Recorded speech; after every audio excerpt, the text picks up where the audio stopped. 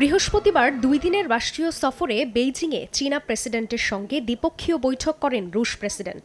বৈঠক শেষে চীনা প্রেসিডেন্ট জানান, বিগত বছরগুলোতে দুই দেশ নিজেদের বন্ধুত্বকে সুসংহত ও বিকশিত করেছে। এতে উপকৃত আন্তর্জাতিক সম্প্রদায়ও। পরে চীন রাশিয়ার কূটনৈতিক সম্পর্কের 75তম বার্ষিকী উপলক্ষে আয়োজিত এক অনুষ্ঠানে যোগ দেন ভ্লাদিমির পুতিন।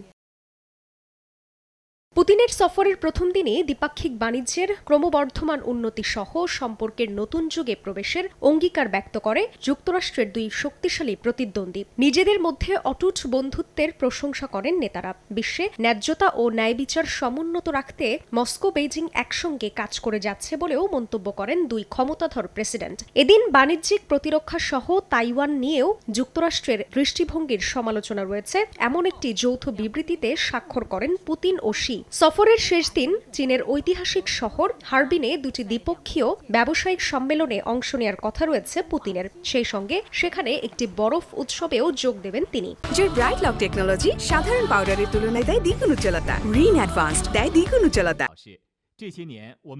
ইউক্রেন রাশিয়া যুদ্ধ শুরুর পর মস্কোর গুরুত্বপূর্ণ মিত্র হয়ে উঠেছে বেইজিং। ইউক্রেনে রুশ অভিযানের নিন্দা জানাতে বেইজিং শুধু অস্বীকৃতিই জানায়নি, বরং পশ্চিমাদের ব্যাপক নিষেধাজ্ঞার মুখে থাকা মস্কোকে সমর্থন দিয়ে যাচ্ছে। এমন পরিস্থিতিতে পুতিনের চীন সফরের দিকে তীক্ষ্ণ নজর রাখছে পশ্চিমা বিশ্ব। এ অবস্থায় শি পুতিনের কণ্ঠে নতুন যুগের প্রত্যয়ের কথা শুনে চোখে সর্ষে ফুল দেখছে যুক্তরাষ্ট্র। বৃহস্পতিবার মার্কিন পররাষ্ট্র দফতরের পক্ষ থেকে মস্কো বেইজিংয়ের চুক্তি সহ এই ইস্যুতে গভীর উদ্বেগ প্রকাশ করা হয়। প্রতিরক্ষা শিল্পে দুই বন্ধু দেশের অংশীদারিত্বের বিরুদ্ধে প্রয়োজন পড়লে ব্যবস্থা নেওয়া হবে বলেও হুঁশিয়ার করে মার্কিন প্রশাসন।